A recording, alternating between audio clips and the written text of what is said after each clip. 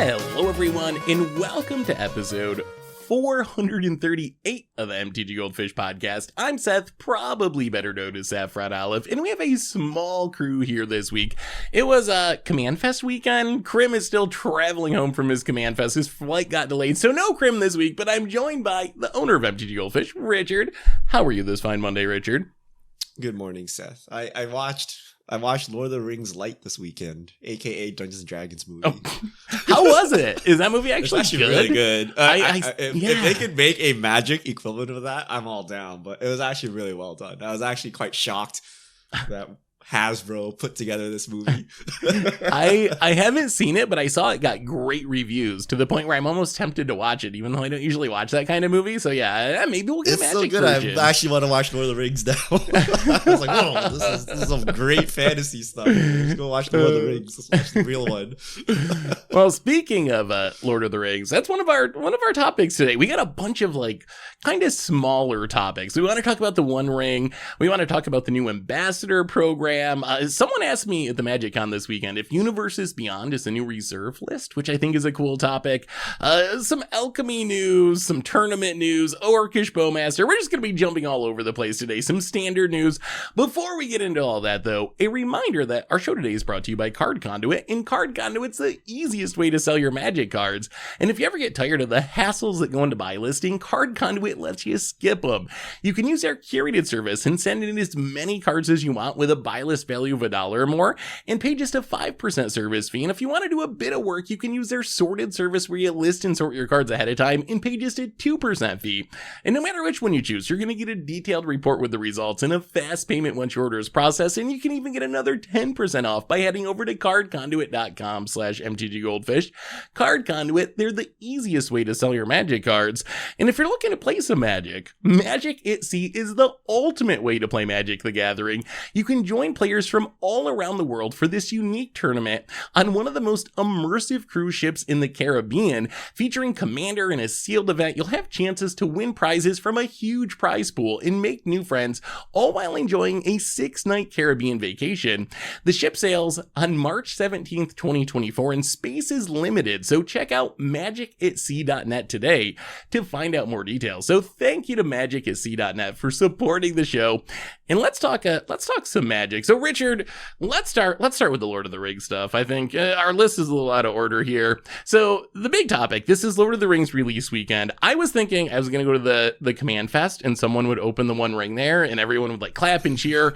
That didn't happen. Apparently there's been many people who have said they've opened the One Ring. There's been a lot of Reddit posts and Twitter posts of fake One Rings. What do you think about this whole One Ring serialized card scenario, Richard?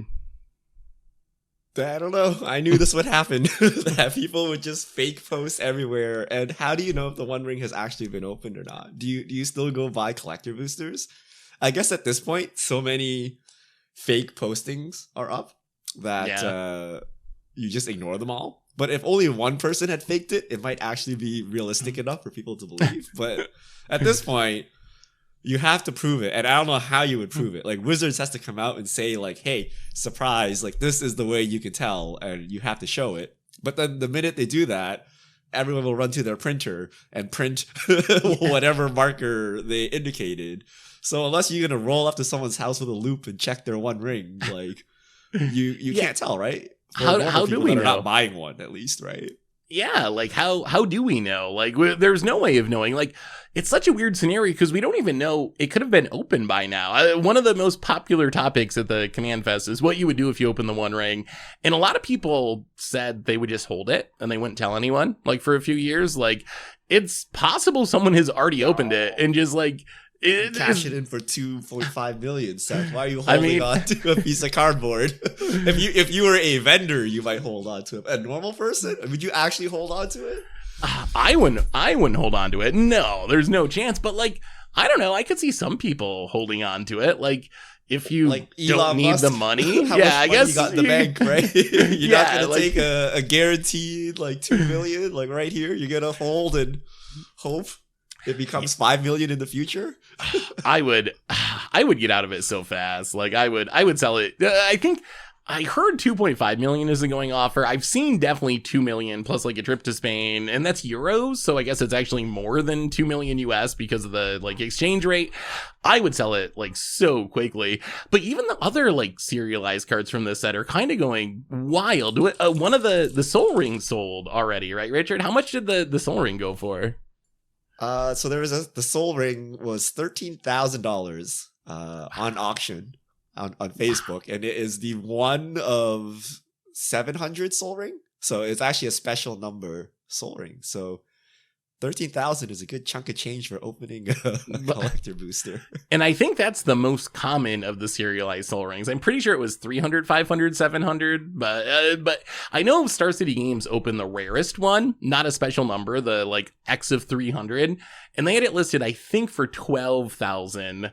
So those cards are actually like super expensive as well. Do you think this is like good for Magic? Like, is it good for the game? Is it good for players? Is this, I don't know. Is it weird? It's so different than anything we've seen before. Not just the One Ring, but like these super scarce, super expensive serialized cards in general. Like, is this a positive? I didn't like it before this happened. It makes Magic sound like such a scam. Right, like it was already bad enough explaining to people that your modern deck was $2,000, and they're like, "What?" Right now, you're like, "Well, did you hear about that like $3 million piece of cardboard they just printed tomorrow?" Right, like they just printed it today, which I think people will not believe. Like if you tell someone there's this item that was made in like 1920. And everyone threw it away, right? Like you could pass a Black Lotus off as valuable. Yeah. But I think normal people will not really believe, and I don't believe either, actually, that like a card that was printed like literally like a couple months ago demands this value. So I don't know. I don't really like it, but if it keeps our game going, I don't know. Like, you know, is it better than Hasbro folding over? Sure, but I worry we're entering a new bubble phase here, right? Like, are they going to stop the serialized cards? Probably not, right? Are we going to see another one of one? I would be shocked if we didn't get another one of one in the near future. So, I would too. You know, they're gonna, I mean, this, I think from Wizards' perspective, has had to have been a success. Everyone's talking about it. It's a huge conversation. It got in the mainstream news. How could you not keep doing that from their perspective? I think the serialized card thing, it was interesting. I was kind of just wandering around the event hall this weekend, and someone tried to sell a serialized Elish Norn to one of the vendors, and the vendor offered him, I think, like $800 or something, and they wanted way more than that. And the vendor, like, actually had a big conversation. It was like, I do not want to hold these cards, and I don't think players should want to hold these cards. It's something we've talked about in the past of like, they're going to keep printing the new cool thing. So even if Elish Norn is like the hot new cool thing now, 6 months from now, there's going to be something else. There's going to be a One Ring. There's going to be whatever is in Eldraine that's going to be the hot new cool thing. So long term, from the perspective of this vendor at least, they see the serialized cards as like something, if you do open one, you should get out of them right away while the getting's good and why the hype is hot, because there's always going to be that next big hype thing. And I think that's actually pretty good advice. Like, I don't know. Do you think this is a safe thing to hold on to? Like, not even the One Ring, like, would you hold on to serialized cards because they're, you know, never going to be printed again, or would you just get out of them? So on one hand, I imagine myself like go back 5 years and someone cracked like a one of one Tarmogoyf. Imagine how elated they would be. And then fast forward to 2023, you're like, wow, that's like a bulk rare that no one plays anymore. But on the other hand, this is a Soul Ring. I can't imagine Soul Ring being power crept in Commander ever. Yeah, but it's true.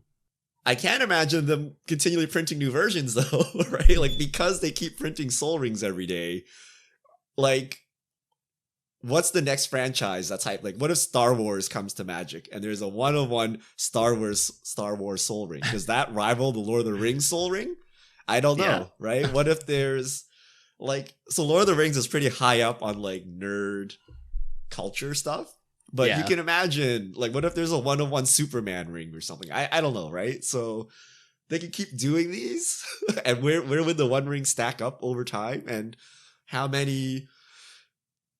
So at the end of the day, like, LGSs are buying them, or collectors are buying them to flip or something, right? But like how, like at the end of the day, someone needs to actually want it. How many Post Malones are there to buy your multi-million-dollar One Ring, right? Like if SEG buys it, they're buying it with the intent of selling it to someone, right? At a higher price, obviously.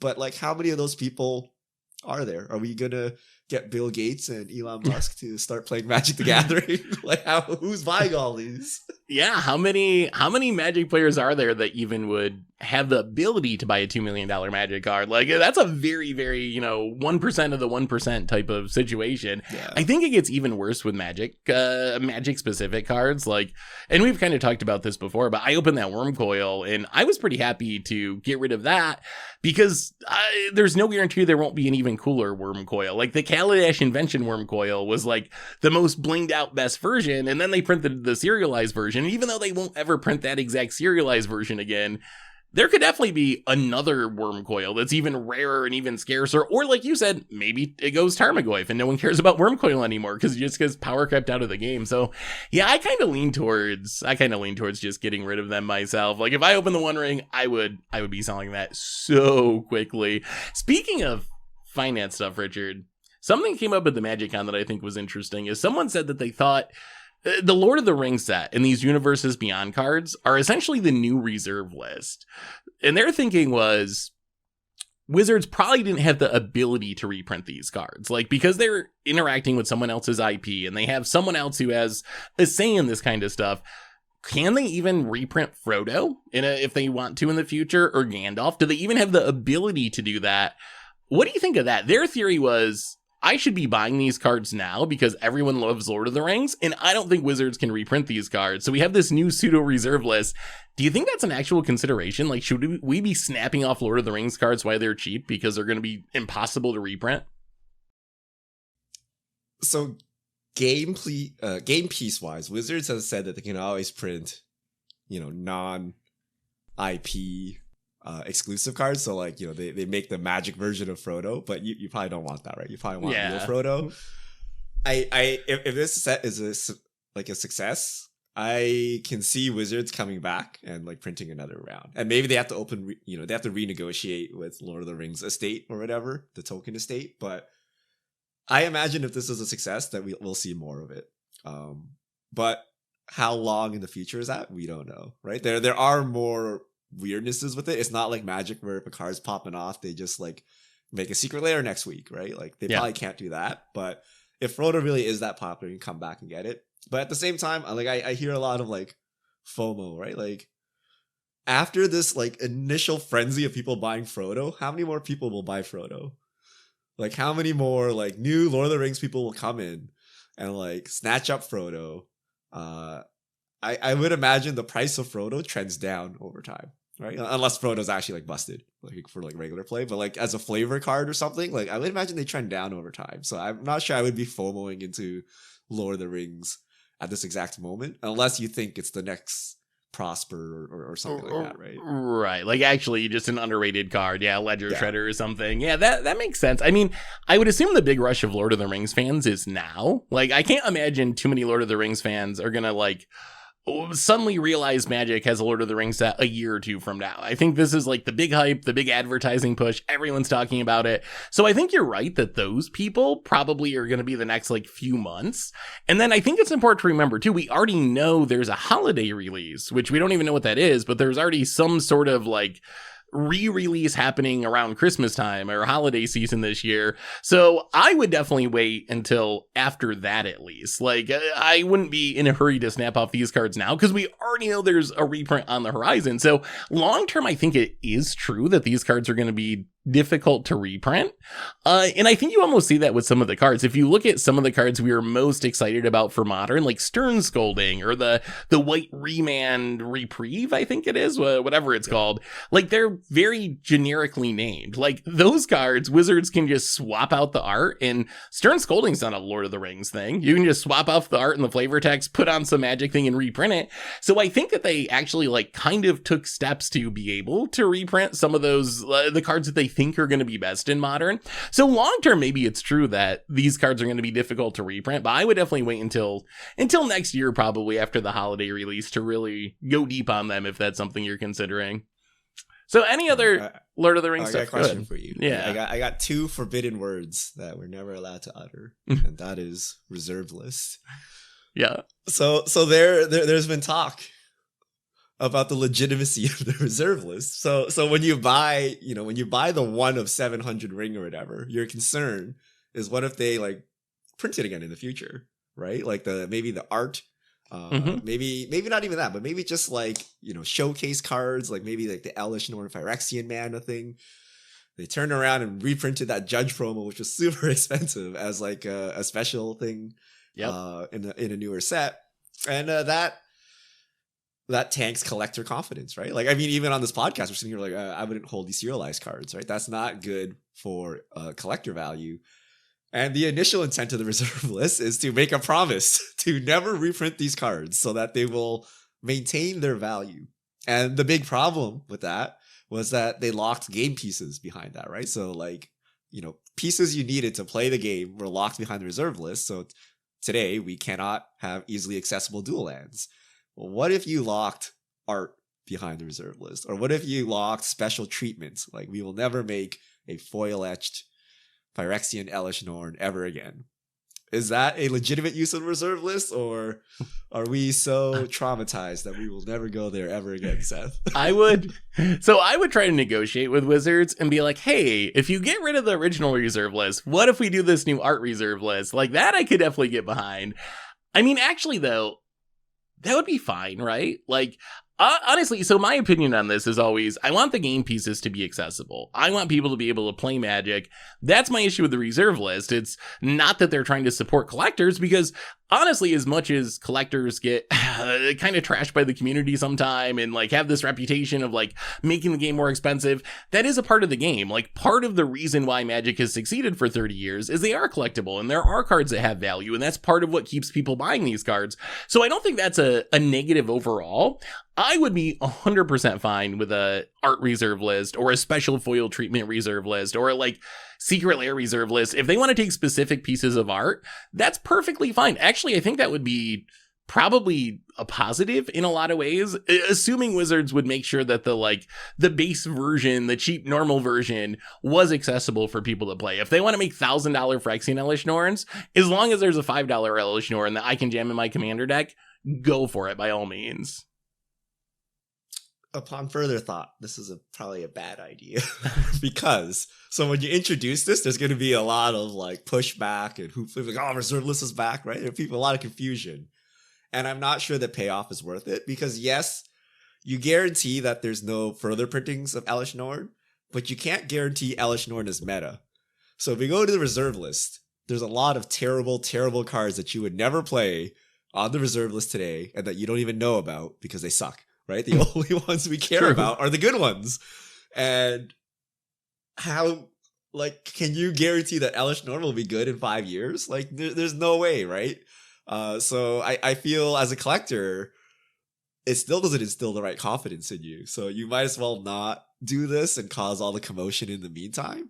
I mean, gameplay-wise, you're right, but I think Phyrexian Elish Norn will still be cool in 5 years. Like, isn't that just all, like... even if Elish Norn is not as played, like that treatment's still going to be sweet, right? Or no? Do you think like, is it completely dependent on gameplay? Let's use our time machine again, Seth. Let's go back 10 years. And Wizards makes full art lands. And they promise to never use that Zendikar frame ever again. Do you think those cards maintain any value?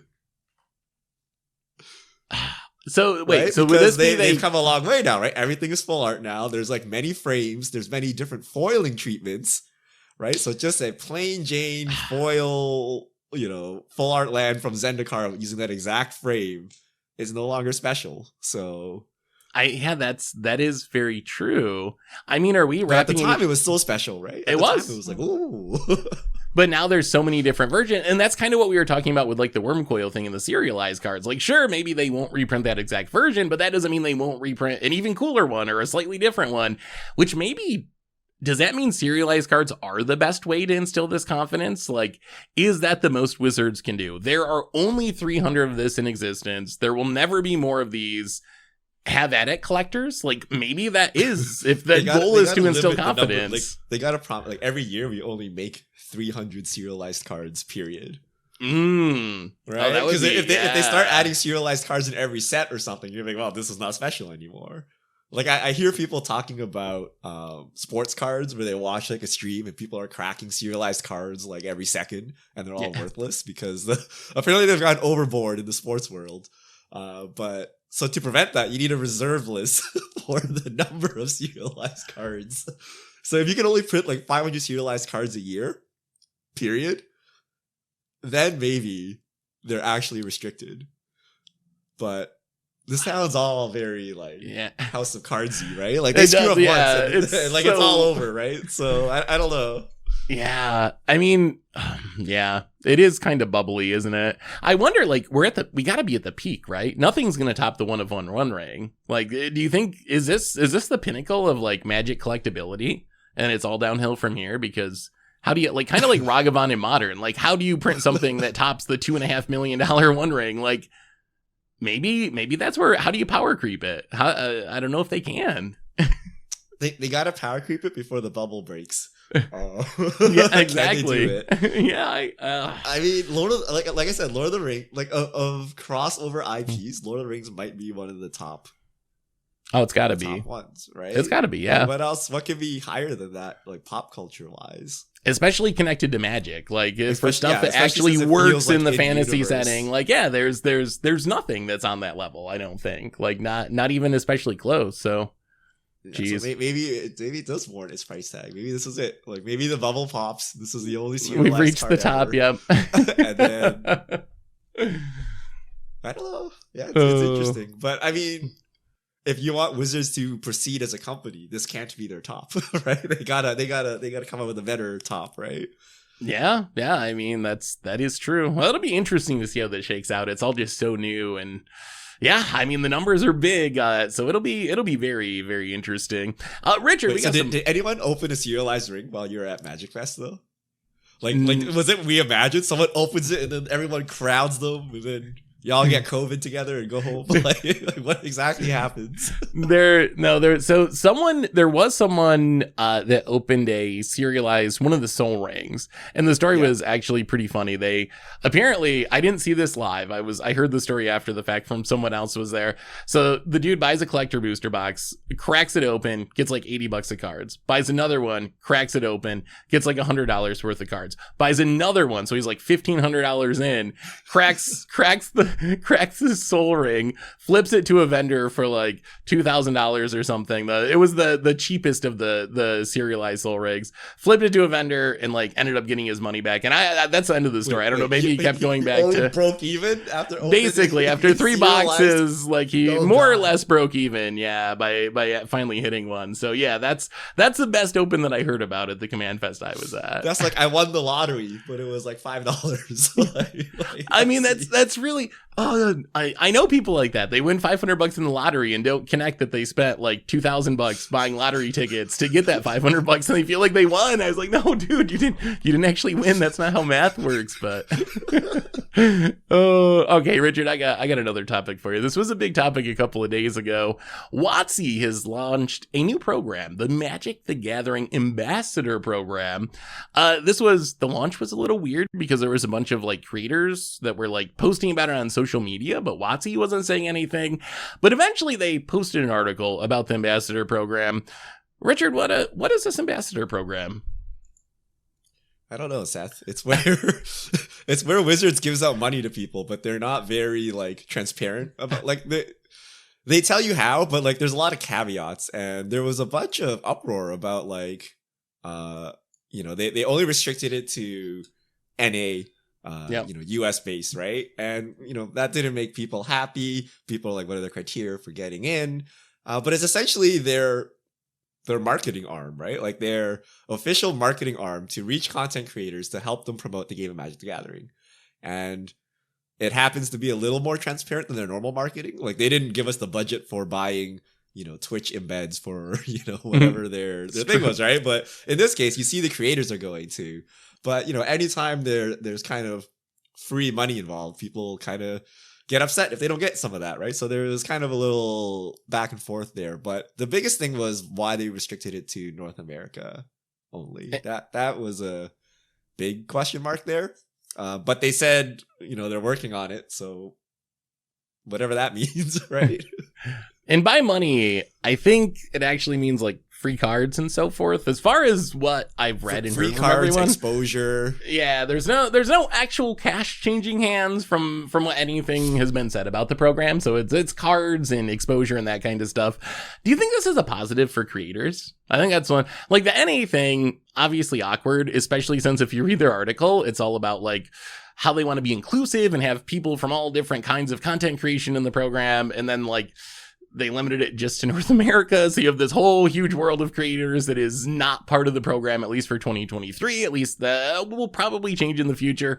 Is this a positive? Like, if you were a creator, is this something you jump on? Yes.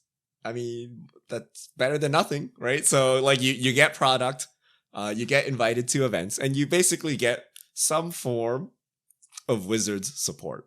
Right. And this comes with a caveat, right? This comes with the caveat that you are an ambassador for the brand now, right? You are kind of indirectly working for them, which means, so they say you can say negative things, but like, if you're just constantly dunking on them, like obviously it doesn't behoove them to invest in you, to promote you, to keep on dunking on them, right? So, you kind of need to be a Wizard shill to join, even though it's not explicit, right? But it's kind of part of the agreement, right? The agreement is they are helping you out, and you are supposed to help them out by promoting their game, right? So yeah, for most creators, that is the correct thing, right? Now, if you're a big creator or something, like maybe the restrictions, are actually working against you. Like, maybe you have to go to X events a year, right? And then maybe that actually takes away from what you're actually doing, right? Or you have to play these certain type of ads during your stream, and maybe it's more profitable to play other ads or something, right? So, as a bigger creator, it becomes,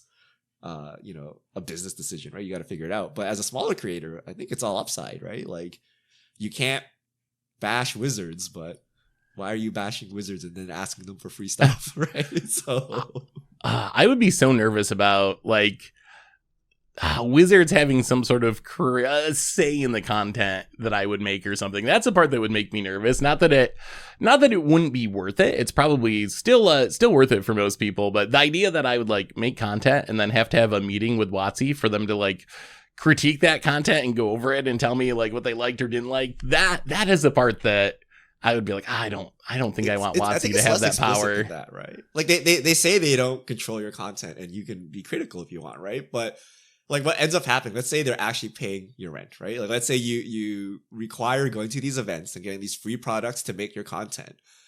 And then what would happen is, let's say next year you're up for renewal, right? If you say negative things or whatever, you may not be up for renewal, even though you weren't explicitly terminated, or like there's that kind of, they're not directly punishing you, but they could indirectly punish you by not renewing. So I think there's that kind of line you need to walk. How does this impact something like 30th anniversary edition? Do you think like how do you handle that? Like that's the other part that was kind of funny to me is like Wizards been kind of trash lately. Pinkerton's 30th anniversary edition, the D&D rule changes, and then it's like this ambassadorship thing. Like how would you as a creator in the ambassadorship handle some of those situations? I know Wizards is saying you can be critical, but still like I don't know, how do you walk that line? It seems like a very tough line to actually walk in practice. You walk the line with everyone else. herd protection. If everyone in the ambassador program like trashes on 30th anniversary, they can't just fire everyone. Yeah. Right? But if you're the only one, then they're like, oh, this year there's one less spot, like what are we gonna do? There's budget cuts. I'm sorry, man. Like it's not related to that, but right? Like so it's kind of that. But I think it's like you're looking at the very bad side, right? Like most of the time you're saying positive things. You're playing a game you enjoy, you're making content for it, and you're getting some perks and kickback. So I think like most of the time it's like fine, right? And hopefully they're reasonable too, right? Like they know that WotC? When they do WotC reasonable, people gonna make comments, so they should let the odd one slip, right? Yeah, I mean, I'm thankful to see WotC supporting the creator community. Like, I don't know about the details. It's not. I don't think I would personally want want to have to deal with it because I just like being able to say what I want to say and I have to think about it. But I'm glad to see Wizards doing something, because there are a lot of people that spend a lot of time and a lot of effort to like support the game and grow the game and make great content. And I'm really happy for all those people that are being able to get this official support. And like when it comes down to it, like being able to pay their rent potentially, like all that stuff is like very, very helpful. So I'm glad to see like some concrete steps towards supporting the creator community, even if I have some questions about the details, which are still a little bit sketchy, hasn't been fully fleshed out. But anyway, that's Ambassador program. Oh, Richard, so this is a topic that came up on the Arena subreddit this week, and it's become timely again because of the Lord of the Rings set. So Lord of the Rings is going to Arena, but it's only legal in Alchemy and then Historic. And so the question is, why do so many players dislike Alchemy? Like, so we're a year and a half into Alchemy. Why is Alchemy? Just as a refresher, because one of the themes of this Lord of the Rings set is new players coming into the game. That was another one of the next question, actually. What do you say to new players who are coming into the game? Because we have a lot of people that are like, I love Lord of the Rings. I want to check out Magic. I played Magic 20 years ago. This Lord of the Rings set caught my eye. I want to try it again. So why is Alchemy such a controversial thing in the Magic community? If we knew the answer to that, we could fix Magic Arena, Seth. So one thing is old-time Magic players hate change, right? That's true. So that's one aspect. Like the online community is a lot of like kind of enfranchised Magic players, and you know they complain about everything. That's just part of the community. So I think part of it is that. But for me personally, it's how poorly designed Alchemy seems to be. Like it seems to be like this bolt-on project that they did for like 2 weeks after each set release. Whereas like Magic as a whole, like there should be a lot of testing, a lot of design, and it should be fluid. But just the way they rolled it out, it just seems like they made digital cards for the sake of making digital cards, and then they slapped them on and called it a day. Like how can you create a paper set and then like tack on Alchemy afterwards, and then also adding like weird mechanics that don't really seem to help. So that's personally why I don't like it. Other than that, I don't know, like the economy thing. Maybe they don't want to do another format. People don't even like standard, so why would you like Alchemy, right? There's like that part of it too. There's many parts of it, but at this point, I feel it's kind of doomed just from general opinion. So even if it actually is good, let's say the next set is actually really good Alchemy-wise, like I think the stain on the name of Alchemy has already done it in, and that people will not play or try it anymore. It needs a rebrand or something at this point. I think it's just it has such a negative reputation with a big portion of the community that it's gonna be hard to actually get it back. I think you actually mentioned most of the big things. People don't like how it impacted Historic. That was a big one. I will also say I feel like it's kind of failed at its original goal. Like when we first heard about Alchemy and when people were hyped about it, kind of the idea was it was gonna be standard, but like fixed because it was going to change and we'd rebalance stuff all the time.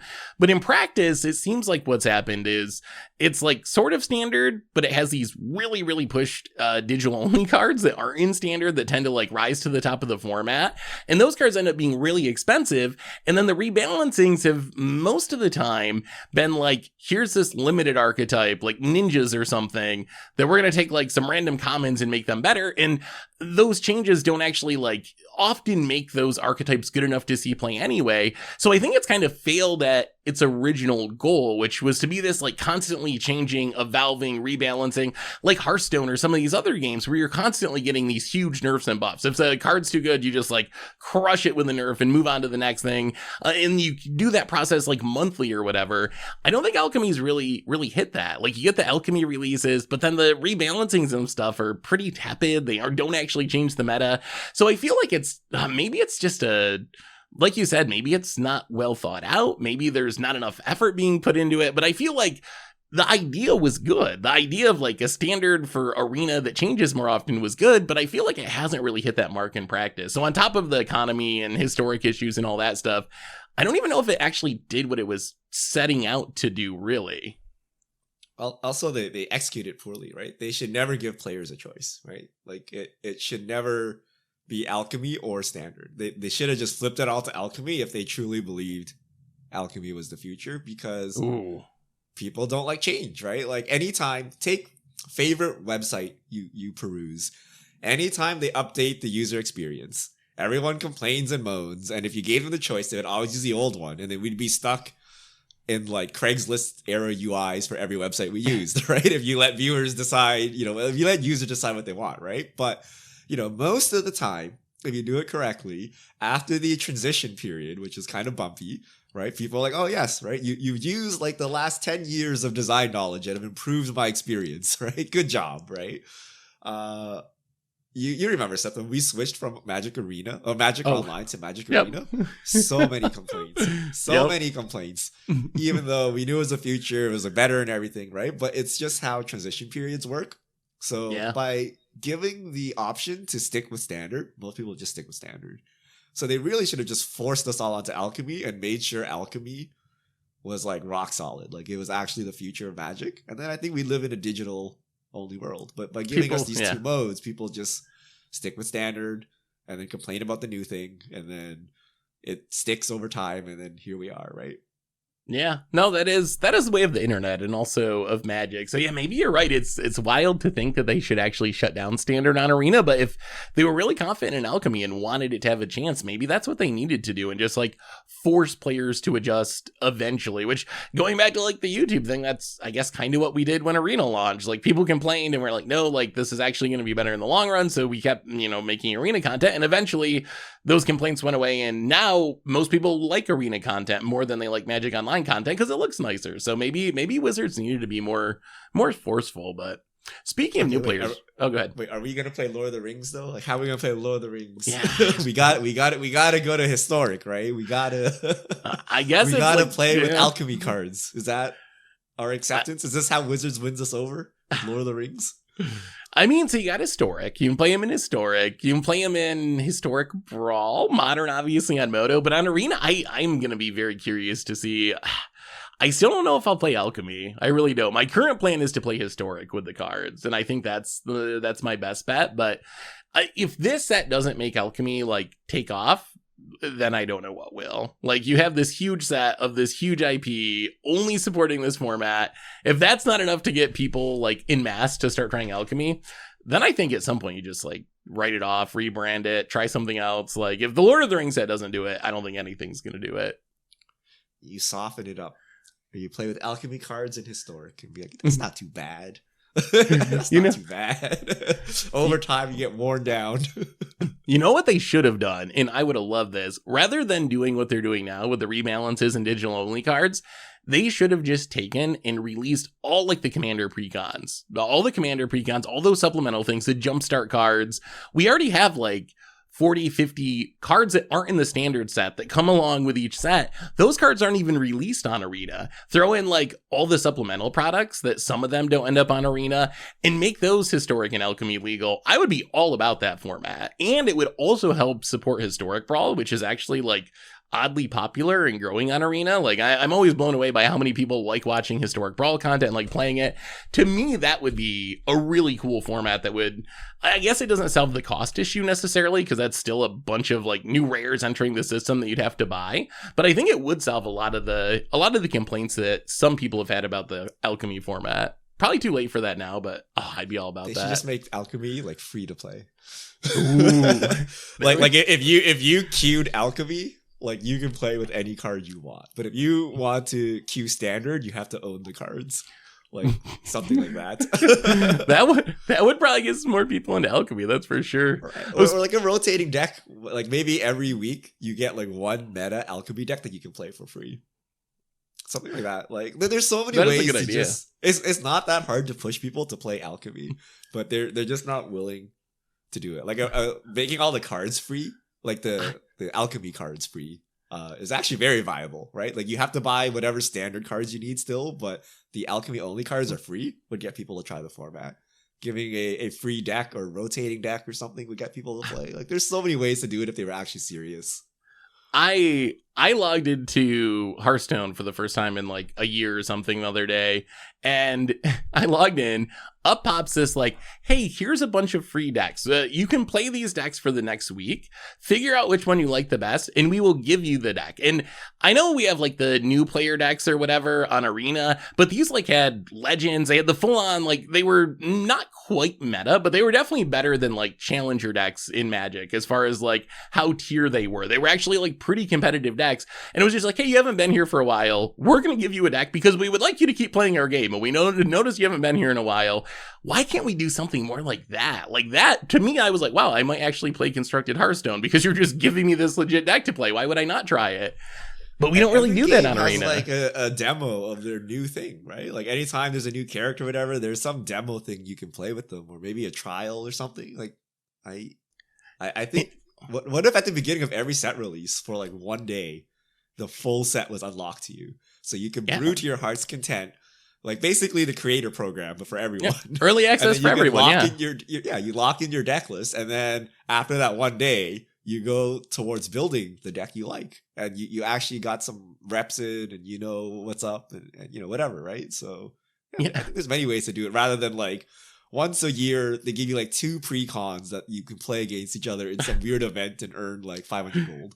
Yeah, right? Like, yeah. There's much better ways to do it than that, right? And then we have rotation, and it's like 10 IRCs that are not individual card rewards and aren't related. Like, what is a new player going to do with that? Like, how do these 10 random rares like actually do anything? Like, give people a deck, gives people something to play. So I think Wizards could do a lot more there, and I would like to see them do it in general. But that would be a way they could probably make Alchemy more appealing if they're like, hey, here are these tier Alchemy decks. You can have one for free, or you can play one for free. So maybe Wizards will explore more of that in the future. Speaking of new players, Richard, just quick question for you. I mentioned earlier a lot of new players. I've seen several Reddit posts from people either picking up Magic for the first time or returning to Magic for the first time in a long time because of the Lord of the Rings set. And their big question is, how do I get into Magic? I don't know what to do. Like, where do I go? What do I buy? Like, there's so many products, so many formats.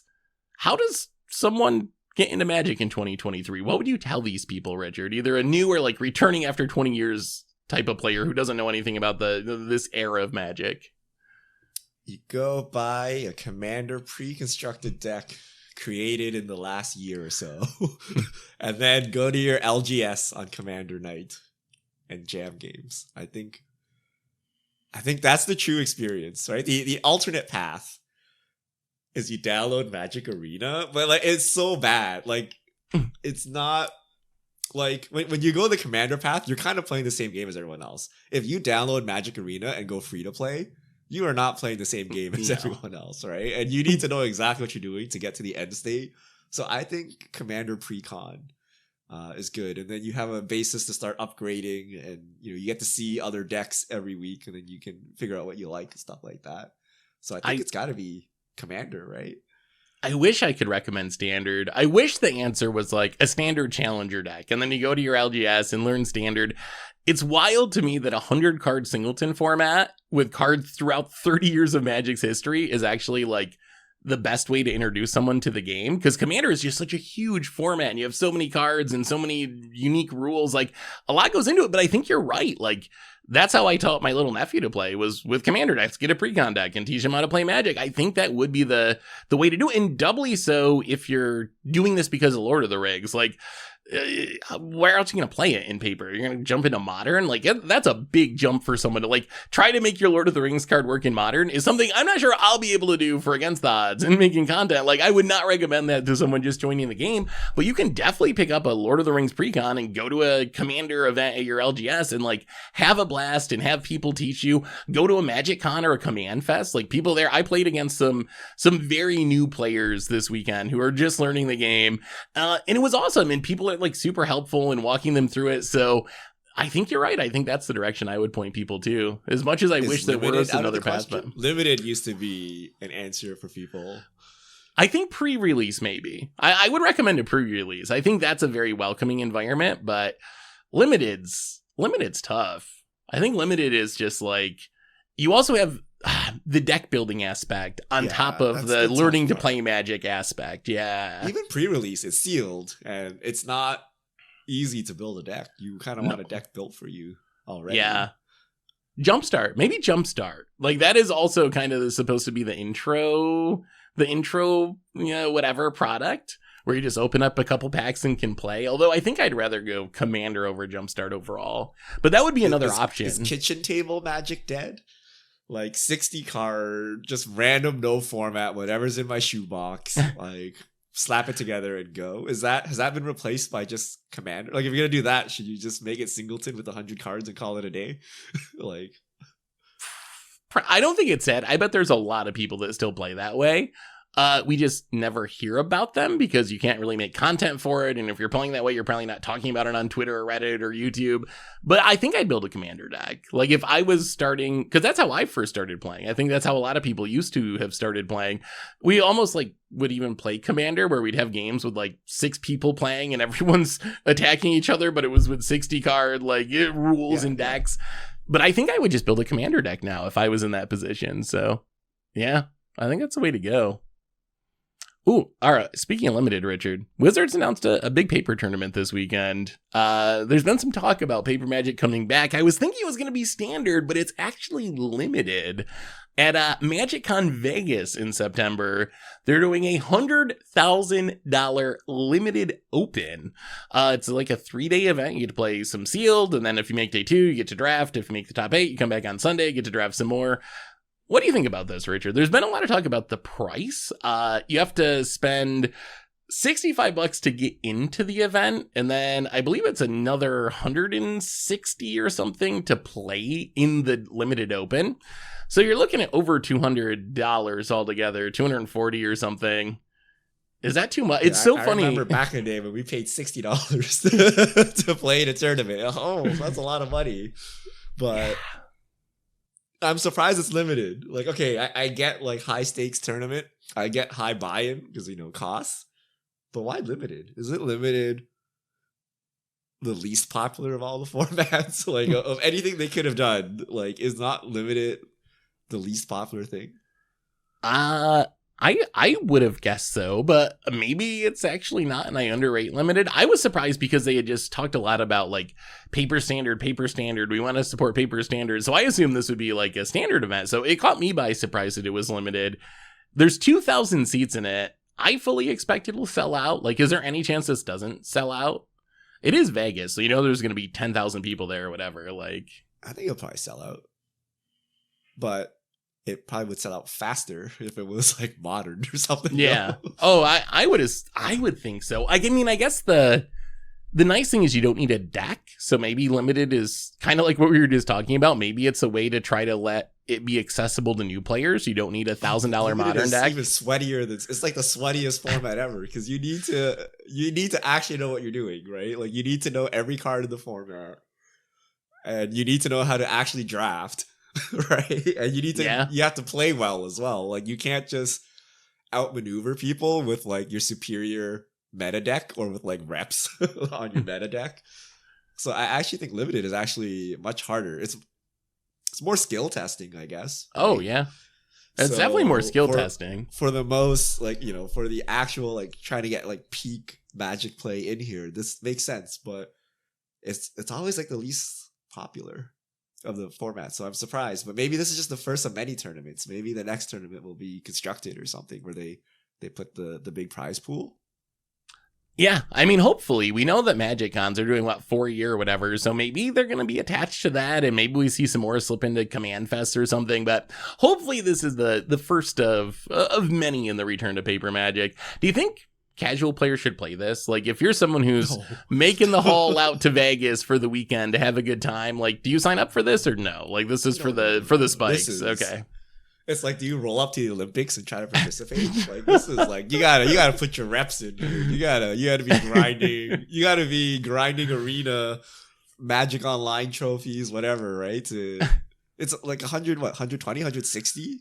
For the tournament? 160 for the tournament, yeah. I don't think you drop that for funsies because you're just gonna 0-3 drop or whatever, right? So I think you gotta be pretty sweaty to enter this one, which makes sense. Yeah. It's $100,000 on the prize, right? So, although hilariously, I saw some pros like actually complaining about the prizes not being enough. Like, they thought Well, we should have had a higher entry and like a $500,000 prize pool would be more appealing to like the best players. So they might have hit this weird sweet spot where it's like not expensive enough for the pros, but too expensive for casual players. But regardless, like I would be shocked if it didn't sell out. So if you're a limited fan and going to be in Vegas in the fall, definitely check that out. Richard, one last topic before Fishmail. Standard. We had bannings 2 weeks ago. What do we think of the meta now? How are you feeling about Standard at this point? Well, Seth, I haven't played any Standard since my one league. Because we've been bombarded by Lord of the Rings, right? Who's hyped to play with the Wandering Emperor? Well, we got like Frodo and Gandalf to talk about. We're coming off like a solid like 2 weeks of Lord of the Rings. Like I can't understand why anyone would be hype for Standard. I'm more hyped for Historic than Standard, right? Yeah. Because of Lord of the Rings, right? So. But aside from that, people have been playing Standard. Control is back. Crim would be very happy if he was here. And then that's about it. Control is here, right? Mono Red's back too. That's actually the top deck on our metagame page in the last 14 days is actually Mono Red aggro in Standard. Although it's a little bit weird because if you actually look at like the Standard challenges from Magic Online, which are a little more competitive, don't see a ton of mono red doing well in those events. A little bit now and then, but the last weekend, like no mono red in the challenges. So, I mean, I think in some ways Standard is in a good place. Like Control's back, Aggro's back, Rakdos is still somehow a deck that people play. Esper Legends is a mid-range deck. So you do have the rock, paper, scissors, although I think this summer, yeah, Standard is probably going to be a bit overshadowed by Lord of the Rings. I think we're going to see people focusing on that. But I do think the meta is in a much better place than it was before. I don't know if Standard's like, greatest of all time or anything, but compared to 50% of the meta being Rakdos or whatever, huge upgrades. I've still been playing it a little bit. Like Lord of the Rings isn't out yet, so I've still been playing some Standard, and I still have been enjoying it. I think it's actually in a pretty good spot right now. I perused the Reddit thread and I can summarize it for you. Every match you get sunfalled. Sunfalls everywhere. And then after the sunfall, you eat a farewell for good measure. And then our new meta is like you do some random stuff and then a Traxa pops out. You do some random stuff and then a tally pops out. Like that's the new meta. Which I think kind of sums it up. Like people just complain about whatever the most popular card is, right? If Sunfall, it's just a 5-mana sweeper, but it's everywhere because we're slow enough that you can play a Sunfall, right? But I think people are just bored of Standard. Like you play a couple of matches and then you get bored and then you go complain about it, even though like it's not really that bad, but like you're just not interested in it. And I think I have a question for you, Seth. Do you think it's Wizards marketing that's the downfall of Standard? I know before every set was a Standard set, we'd get hype. We'd get previews. We would think and brew about Standard decks. Now we are brewing Lord of the Rings decks and we're brewing Commander decks all the time. Even a Standard set comes out, we're looking at the Commander cards in that Standard set. And then we're also looking at older format. Like, what's the next Orcish Bowmasters? What's the next Ledger Shredder? And no one actually cares about Standard that much. Do you think it's that? Like we're too busy like watching Lord of the Rings, reading Lord of the Rings, like doing everything. Like imagine you're a fan. You're like, oh, I gotta watch the movies, gotta read the books again to get ready for the set, right? Like you don't have time to play Standard. You gotta get hyped for Frodo and stuff, right? I mean, I know that watching Lord of the Rings ate into some of my Standard playtime over the past couple of weekends. So yeah, I mean, I think that is a thing. I don't know if it's how much they could market it though. Like, do you think they could say something or whatever, create an ad that somehow got people back into Standard? I think. I mean, I guess they could push it more, and I think they're starting to do that, but I think it's really like just so many other factors. But a big one is Commander. Like Commander is just super popular, and we're just talking about that's the easiest way to get into the game. Why would you spend your time trying to play a format where you're going to get Sunfalled every game when you could, build a cool Hobbit Commander deck and like have some drinks with your friends and have fun playing it? So I don't know if there's really any advertising or messaging Wizards can do that would really change the fact. Like Standard's not bad right now and people are still complaining about it. So I don't know if that's where we're at. I don't know what they could really do. standard's always good for the first like 2 weeks after release, and then it's over. And then it's over. Yeah, no matter like what the actual contents of standard are, it's over. It can be the greatest format ever, but it's already stale at that time, right? Yeah, I mean, that's partly just, there's not many cards in the format, right? So you're always going to end up in the point where there's like a handful of good decks and you play them over and over again. And eventually people get tired of that. They really should create a format that is like standard but changes more often, Richard, with rebalancings and digital only. That's the solution. We should make a new format for Arena. Breaker is just now a 2-mana 2/1. Oh, anyway, I think those are all of our big topics for today. But do we have some fish mail, Richard? All right. If you have questions, send them to @MTGGoldfish with the hashtag MTGFishmail, and we'll get to your questions on air. Power player Sam, I'm scared that battles will be a one-off thing, seeing as they were not in Lord of the Rings. Do you think this is the case? There are a lot of battles in Lord of the Rings, Seth. Actual literal battles, but there were no battle type cards in Lord of the Rings. I was shocked there were no battles in Lord of the Rings. I think we'll see battles again, but I think the expectation for them to be in every set thing is probably not going to happen. Like, I think that's a little misguided. I don't think they're full on tribal card type, which we saw once and then just like literally never saw again. But I'm expecting it to be something where certain sets now and then they pop up rather than being the new artifact or enchantment or even saga that we see every single set. So yeah, I don't think they're never going to be seen again, but I don't expect them often. I do think not having them in Lord of the Rings was a whiff. What they're doing on that? Like, did they say it's like not a one-off or a one-off or anything? I know they talked about how there could be other types of battles in the future, and these were like all siege battles, and there could be non-siege battles. So they've talked a bit about like things they could do with battles, but I haven't seen anything that explicitly said like, oh, we're never doing it again, we're doing it so often or whatever. I think the only new thing that's like really popped off are like double face cards. And it still even took like 5 years or something. Like now we get double face cards like all the time. But like any new mechanic, like they don't like hide it, right? But they will bring it back sparingly. Like think like Morph or Manifest or something. Like you get the odd card here or there. Maybe it comes back as a mechanic, but like it's not in like literally every set. So I don't think we're gonna get battle cards in every set. But you know, a couple sets from now, maybe it's a sub theme or something in there. So we'll get more cards. But and even battles are more double face cards technically. Planeswalkers. Oh yeah, Planeswalkers definitely changed the game. Yeah. I guess we'll see. Yeah, Lord of the Rings battle. We need to make some custom Lord of the Rings battle cards. How did they miss that? Like the only thing I can think is like they designed Lord of the Rings before they designed like March of the Machines and Aftermath, and the timing just didn't work out. Because I imagine with these like they probably got to get approval from the Lord of the Rings people and Tolkien. Like, I imagine designing a Lord of the Rings set takes longer than a normal Magic set. Yeah, I could buy that. Plus, it's risky, right? Like, it's complicated. Like, why add this new mechanic? Yeah. Yeah, what if it flops? Yeah, like, so, yeah, I mean, but we'll see. Maybe they do, like, a secret layer. They could secret layer, like, 5 battles, Lord of the Rings or something, right? That could be a thing. Maybe they do a Battletoads Universes Beyond, and then you can have all the battles and all the toads. Oh my God, Seth, Battletoads, so brings back memories. So old, so old. And yes, classic.